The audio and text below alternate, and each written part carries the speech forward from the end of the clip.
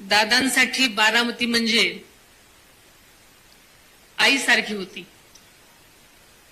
बारामतीचा केवळ प्रत्येक कार्यकर्ता नाही, तर बारामतीचा प्रत्येक नागरिक हा दादासाठी खरा पांडुरंग होता.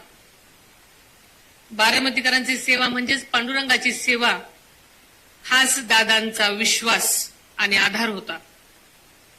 बारामती म्हणजे दादांचा श्वास होता. म्हणूनच त्यांचा अखेरचा श्वास देखील बारामतीच्या मातीतच विसावला.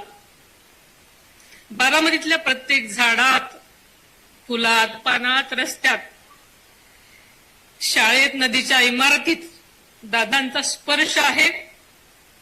त्या निर्जीव इमारती, ती न बोलणारी पानं आणि फुलं सुद्धा आज दादांच्या आठवणीने रडत आहेत. बारामतीकरांच्या विकासासाठी, आदरणीय दादांचं स्वप्न पूर्ण करण्यासाठी मी माझं दुःख सुद्धा तळघरात कोंडलं आणि अत्यंत धीरानं आपल्या सगळ्यांसाठी बाहेर पडले.